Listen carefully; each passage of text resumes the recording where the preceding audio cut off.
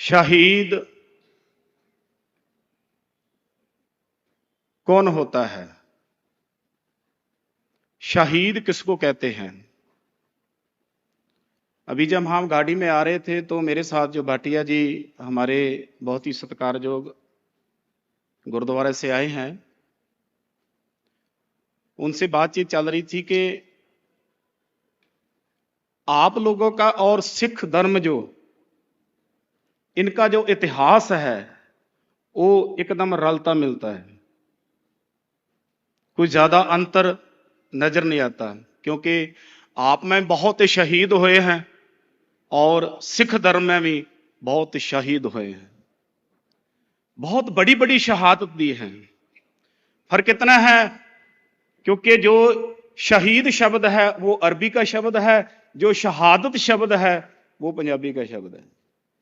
हम कहते शहादत दी, शहीद हुए।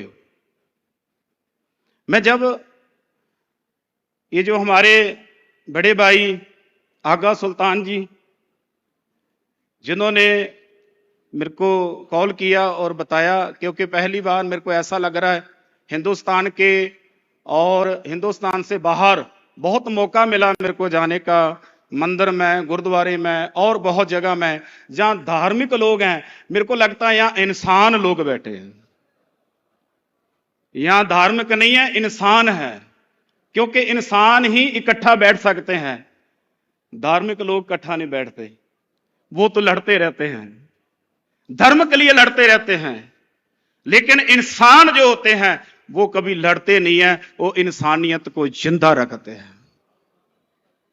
तो आज मैं इंसानियत की दुनिया में बैठा हूं। हजरत इमाम हुसैन जी, जब मैं इनको पढ़ रहा था, यूट्यूब पे देख रहा था, तो करबला में जब ये पहुंचे तो इनके साथ कुल 82 लोग थे। और आज हम केवल हजरत इमाम हुसैन को ही नहीं बल्कि उन 72 शहीदों को भी याद कर रहे हैं जिन्होंने इंसानियत की ये शहादत दी है।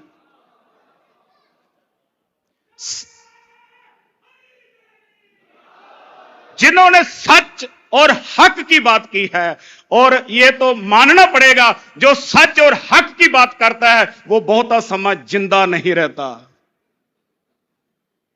उसको शहीद कर दिया जाता है, मार दिया जाता है, कत्ल कर दिया जाता है। और जिनके अंदर इंसानियत होती है ना, वो इस सच और हक की बात करता है।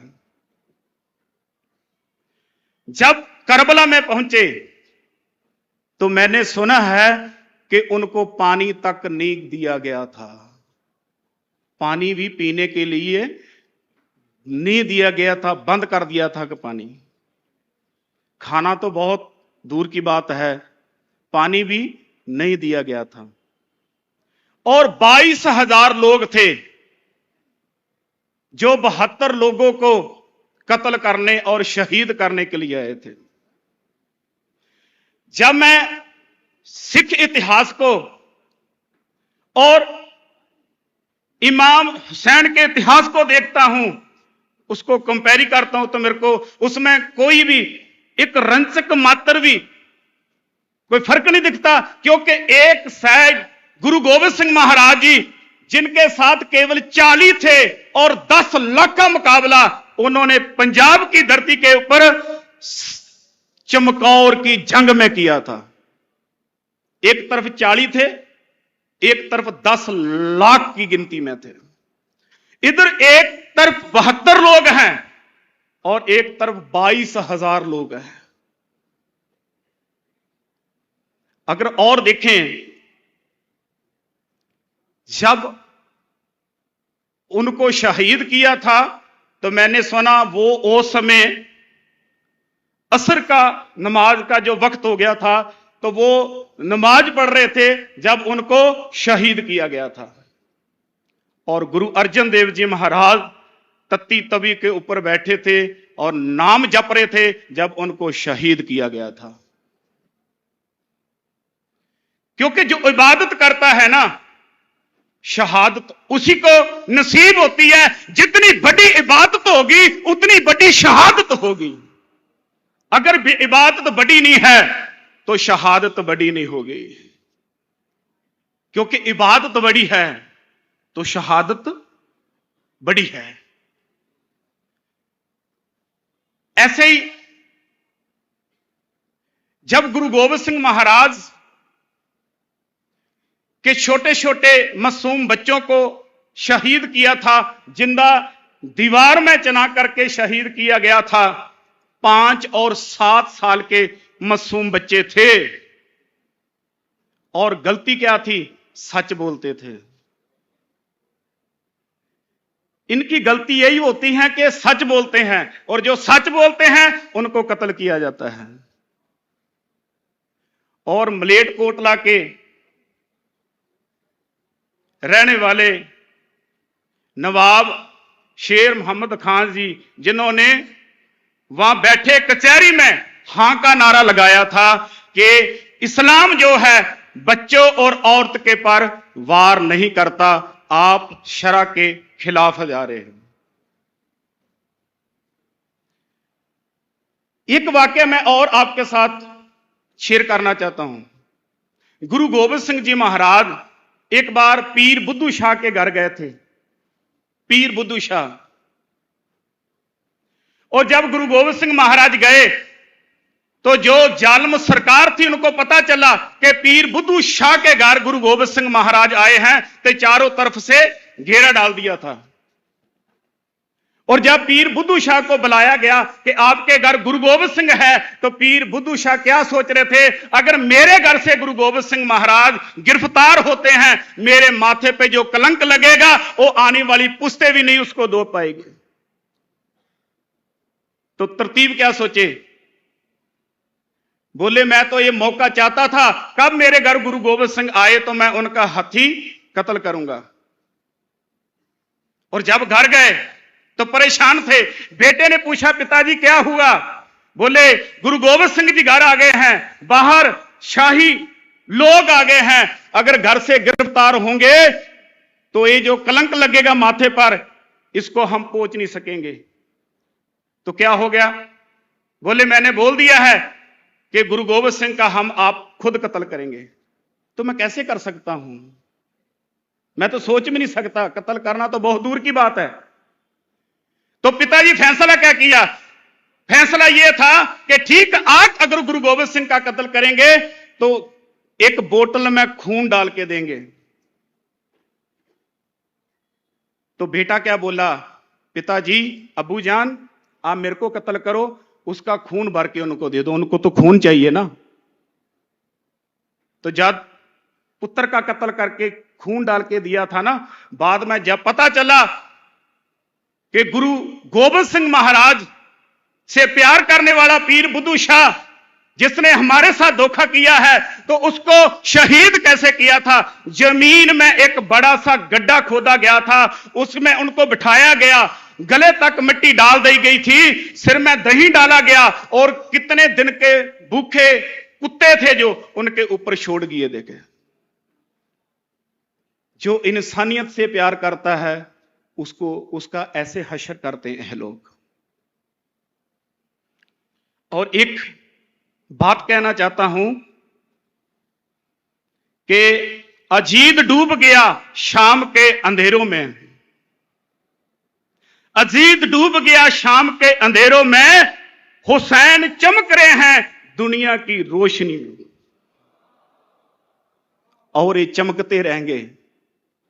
वे वो नाम है, जब तक सूरज रहेगा, जब तक चंद्रमा रहेगा, जब तक ये धरती रहेगी, हुसैन जी का नाम तारे की तरह चमकता रहेगा। इसको कोई भी मिटा नहीं सकता।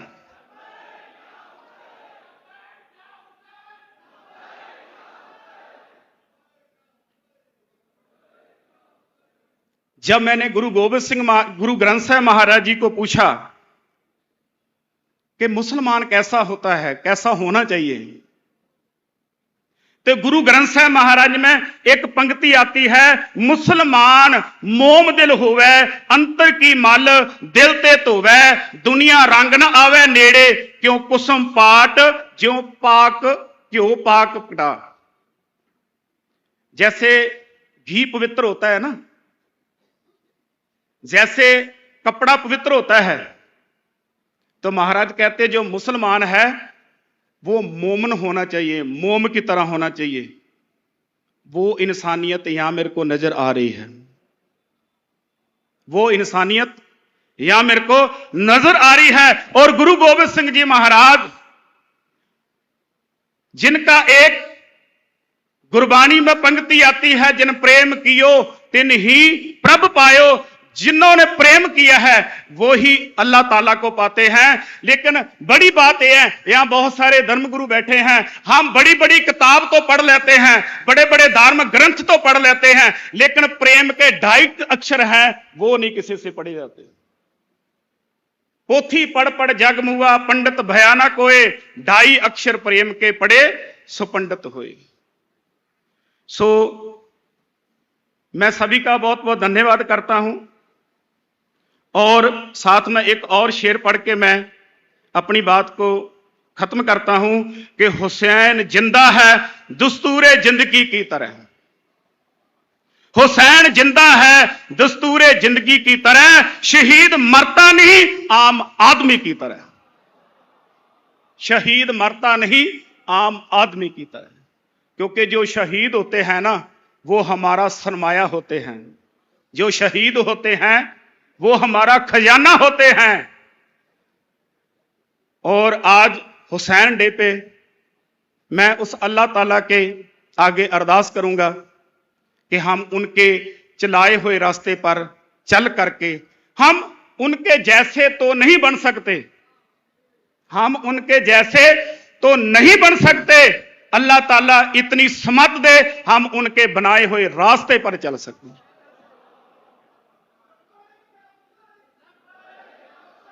तो सभी का बहुत बहुत धन्यवाद। क्योंकि जब शहीद होता है ना तो वो एक नारा लगाता है, तो जब इस्लाम धर्म में शहीद होते हैं तो आप नारे लगा रहे हैं, ऐसे ही नारे लगाते थे। और जब सिख धर्म में शहीद होते थे तो वो कौन सा नारा लगाते थे, एक बार मेरे साथ आप लग दिए, बोले सो निहाल सत श्री अकाल। वाहिगुरु जी का खालसा, वाहिगुरु जी की